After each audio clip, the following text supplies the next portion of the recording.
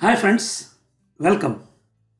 Friends, previous video lo nenu meeku oka pointer variable ఎన్ని bytes of memory ni occupy చేస్తది అన్న దాని మీద చెప్పాను.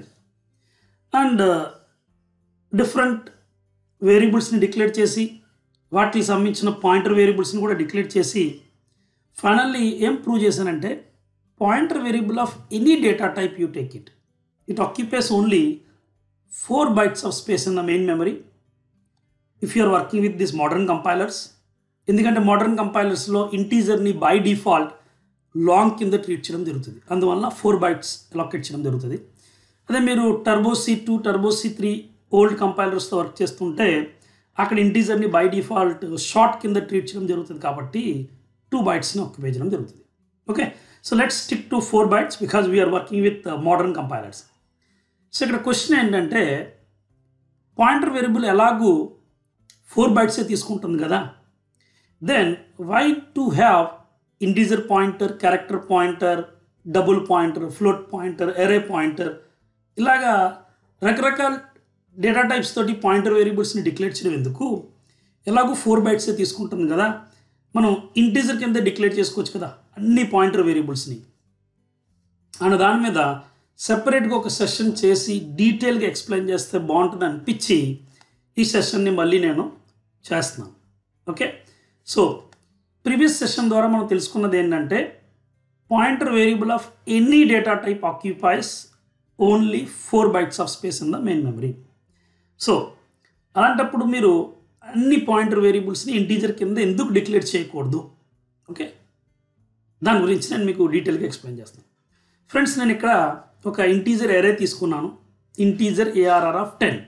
సో ఏమవుతుందంటే ఒక ఇంటీజర్ నెంబర్ 4 bytesని ఆక్యుపై చేయడం జరుగుతుంది కాబట్టి 10 ఇంటీజర్స్ అంటే మెమరీలో టోటల్గా 40 bytes ఆఫ్ స్పేస్ అలొకేట్ అవుతుంది. ఓకే, అండ్ ప్రతి 4 bytesలో మీ డేటా అనేది స్టోర్ అవుతుంది. ఇక్కడ శాంపిల్ నెంబర్స్ కూడా ఇచ్చాను, నేను శాంపుల్ డేటా కూడా ఇచ్చాను. అంటే 302 అనే మెమరీ అడ్రస్లో 45 అన్న నంబర్ స్టోర్ అయితే ఇమ్మీడియట్లీ దాని నెక్స్ట్ 4 bytes తర్వాత అంటే 306లో ఇంకో నంబర్ స్టోర్ అయింది, మళ్ళీ ఇంకో నంబర్, మళ్ళీ 4 bytes తర్వాత, అంటే అలాగ మీకు 4 bytes డిఫరెన్స్ అనేది కనపడుతుంది ఫ్రెండ్స్. ఎందువల్ల అంటే ఇంటీజర్ అనేది 4 bytesని ఆక్యుపై చేయడం జరుగుతుంది కాబట్టి. అదే ఫ్రెండ్స్, మీరు డబుల్ యావరేజ్ ఆఫ్ 10 అంటే ఒక డబుల్ ఎరేని తీసుకున్నాం and we know that double occupies 8 bytes of space in the main memory. And friends మీరు చూడండి, 402లో మీ ఫస్ట్ నెంబర్ స్టోర్ అయితే 4010లో సెకండ్ నెంబర్, 4018లో థర్డ్ నెంబర్, అంటే మీకు మీ నంబర్కి మధ్యలో 8 bytes డిఫరెన్స్ కనపడుతుంది. మీన్స్ మెమరీ అడ్రసెస్ ఏవైతే ఉన్నాయో వీటిలో ఒక డిఫరెన్సెస్ అనేది మీకు 8 bytes కనపడుతుంది ఫ్రెండ్స్. ఇంకొక ఎర్రర్ తీసుకున్నాను ఇక్కడ, క్యారెక్టర్ STR ఆఫ్ 10 అంటే ఒక స్ట్రింగ్ని డిక్లేర్ చేస్తున్నాను అండ్ మీకు తెలుసున్నదే కదా string are also nothing but character arrays అది. ఓకే, అండ్ ఒక క్యారెక్టర్ అనేది మెమరీలో ఒక బైట్ని ఆక్యుపై చేస్తుంది. నేను ATISH ఇలాగా నా నేమ్ని స్టోర్ చేశాను అండ్ ఒక్కొక్క బైట్లో ఒక్కొక్క క్యారెక్టర్ స్టోర్ అయింది. చూడండి, 205 అనే మెమరీ అడ్రస్లో ఏ స్టోర్ అయితే 206లో T స్టోర్ అయింది. ఓకే, సో ఈ విధంగా ఏంటంటే ఒక్కొక్క బైట్ డిఫరెన్స్ అనేది మీకు కనబడుతుంది ఫ్రెండ్స్. ఒకవేళ వీటిలో ఒక అడ్రసెస్ని మనం తీసుకెళ్ళి పాయింటర్ వేరియబుల్స్లో డిక్లేర్ చేస్తే % ఆఫ్ ARR అంటే ఈ ఎరే యొక్క అడ్రస్ అంటే అంత ఫస్ట్ బైట్ అడ్రస్ అంతా 302. ఈ 302ని మీరు దేనికి డిక్లేర్ చేస్తున్నారు? ఒక ఇంటీజర్ పాయింటర్ని డిక్లేర్ చేసి, ఎందుకంటే ఎరే అనేది ఇంటీజర్ టైప్ కాబట్టి P1లో అసైన్ చేస్తున్నారు. సో అప్పుడు P1లో ఏమొచ్చింది? 302 వచ్చింది. చూడండి ఒకసారి ఇక్కడ డయాగ్రామ్ డ్రా చేసి చూపించాను. అలాగే డబుల్ పాయింటర్ P2 డిక్లేర్ చేశారు. ఓకే, దాంట్లో మీరు % ఆఫ్ AVG అన్నారు. సో ఈ యావరేజ్ డబుల్ ఎరే ఒక ఫస్ట్ బైట్ అడ్రస్ అంతా ఫ్రెండ్స్ 402. సో P2లో ఎంత ఉంటుంది? మనకి 402 ఉంటుంది. Character star P3 % of STR అన్నాను. ఈ STR ఒక ఫస్ట్ బైట్ అడ్రస్ ఎంత ఫ్రెండ్స్? 205. ఈ 205 వెళ్ళి P3లో స్టోర్ అవుతుంది. ఇదిగో ఫ్రెండ్స్, అంటే pointer variable always stores the base address. Is it clear? Base అడ్రసెస్ని స్టోర్ చేయడం జరిగింది. ఇక్కడ వరకు అందరికీ తెలిసి ఉంటుంది క్లియర్ కట్గా ఫ్రెండ్స్. ఇప్పుడు నేను ఈ ఎరేస్లో ఉన్న ఎలిమెంట్స్ని ప్రింట్ చేయాలి యూజింగ్ పాయింటర్. మీన్స్ మెమరీ అడ్రస్ని బట్టి ఎరేలో ఉన్న ఎలిమెంట్స్ని ప్రింట్ చేయాలి. సో ఏం చేస్తానంటే ఫ్రెండ్స్, స్టార్ P1 అంటాం. నేను ఎప్పుడైతే కనుక స్టార్ P1 అన్నానో నాకు ఏమవుతుందంటే P1లో ఏముంది 302 ఉంది. సో స్టార్ P1 అంటే ప్రింట్ చేసేటప్పుడు అంటే print of %d star P1 అన్నప్పుడు ఈ 302 అనే మెమరీ అడ్రస్లో ఏదైతే ఉందో ఆ వాల్యూ ప్రింట్ అవుద్ది. అంటే P1 ఏమో అడ్రస్ని ఇస్తుంది, స్టార్ P1 ఏమో ఆ అడ్రస్లో ఉన్న వాల్యూ ఇస్తుంది. సో ఫ్రెండ్స్ నాకు ఏంటంటే 45 ప్రింట్ అవుతుంది. Is it clear friends?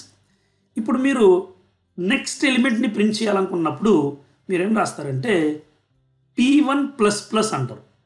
Guys మీరు ఎప్పుడైతే P1++ అన్నారో just try to understand. Plus అనేది ఒక ఇంక్రిమెంట్ ఆపరేటర్ అండ్ ఈ ప్లస్ ఏం చేస్తుందంటే నంబర్ని ఇంక్రిమెంట్ చేస్తుంది. అంటే ఇదే ప్లస్ ఆపరేటర్ మీరు ఒక ఆర్డినరీ వేరియబుల్ మీద అప్లై చేశారు. అంటే a = 10 అన్నారు అండ్ మీరు a++ అన్నారు. ఫ్రెండ్స్ ఏ వాల్యూ ఎంత అవుతుంది? ఏ వాల్యూ 11 అవుతుంది ఫ్రెండ్స్. బికాజ్ ఏలో 10 ఉంది, ప్లస్ అంటే it increments the variable value by 1. But ఇక్కడ మీరు తెలుసుకోవాల్సింది ఏంటంటే ప్లస్ అన్నప్పుడు 302 మెమరీ అడ్రస్ కాస్త 303 అవ్వదు ఫ్రెండ్స్. వీటిలో ఒక ఇంక్రిమెంటేషన్ అంటే ఈ ప్లస్ ఆపరేటర్ ఈ P1 అనే వేరియబుల్ మీద ఎలాగ వర్క్ చేయాలి అన్నది ఈ P1 ఒక డేటా టైప్ మీద డిపెండ్ అవుతుంది. అండ్ P1 అనేది ఏ type friends? Integer type. Integer ఎన్ని బైట్స్ తీసుకుంటుంది? 4 బైట్స్. సో ప్లస్ అన్నప్పుడల్లా ఇక్కడ 4 బైట్స్ ఇంక్రిమెంటేషన్ జరుగుతుంది. అంటే 302 కాస్త మనకి 306 అవుతుంది ఫ్రెండ్స్.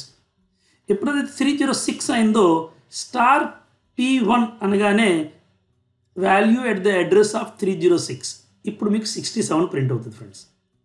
అదేవిధంగా మళ్ళీ P1++ అంటే 4 బైట్స్ ఇంక్రిమెంట్ అవుద్ది, 310 అవుతుంది ఫ్రెండ్స్. ఓకే, అదే మీరు P2++ అన్నారు అంటే సపోజ్ డబుల్ ఏరేలో ఉన్న ఎలిమెంట్స్ని ప్రింట్ చేయాలనుకుంటున్నారు. సో ఈ ప్లస్ ఆపరేటర్ చెప్పాను కదా, ఈ పాయింటర్ వేరియబుల్ ఒక డేటా టైప్ మీద డిపెండ్ అవుతుంది. సో ఎప్పుడైతే కనుక డేటా టైప్ డబుల్ అయిందో 402 కాస్త నెక్స్ట్ మనకి 410 అవుతుంది ఫ్రెండ్స్. ఇట్లా ఒక ఇంక్రిమెంటేషన్ ఎలా ఉంటుంది. అదేవిధంగా P3++ అన్నప్పుడు 205 కాస్త 206 అంటే ఈ పాయింటర్ వేరియబుల్స్లో ఉన్న మెమరీ అడ్రసెస్ అప్డేషన్ అనేది ఆ పాయింటర్ వేరియబుల్ ఒక డేటా టైప్ మీద డిపెండ్ అవుతుంది ఫ్రెండ్స్. ఇప్పుడు ఇంటర్వ్యూ క్వశ్చన్ ఏంటంటే ఎలాగూ అన్ని పాయింటర్ వేరియబుల్స్ అంటే ఈ P1, P2, P3 4 బైట్సే కదా ఆక్యుపై చేస్తున్న మెమరీలో.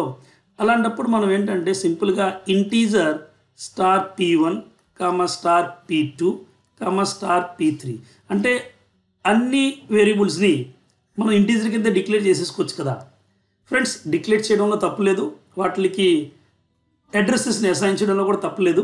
బట్ ప్రాబ్లం ఏమవుతుందంటే ఫ్రెండ్స్, మీరు సపోజ్ ఈ డబుల్ అరేలో ఉన్న ఎలిమెంట్స్ని ప్రింట్ చేయాలనుకుంటున్నారు.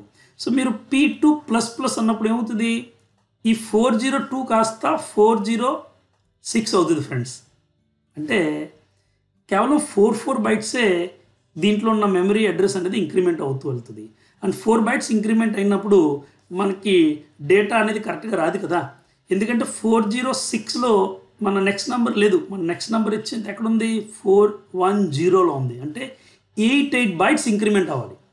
సో పాయింటర్ వేరియబుల్స్ అనేవి 4 బైట్స్ ఆక్యుపై చేసినప్పటికీ కూడా వాటిలో ఒక రెలవెంట్ డేటా టైప్స్ తోటి ఎందుకు డిక్లేర్ చేయాలంటే మనం డేటాని యాక్సెస్ చేసేటప్పుడు, డేటాని రిట్రీవ్ చేసేటప్పుడు, పాయింటర్ వేరియబుల్ ఉపయోగించి డేటాని రిట్రీవ్ చేసేటప్పుడు మెమరీ అడ్రసెస్ ఎన్ని బైట్స్ ఇంక్రిమెంట్ అవ్వాలనేది వాటిలో ఒక డేటా టైప్స్ మీద డిపెండ్ అవుతుంది.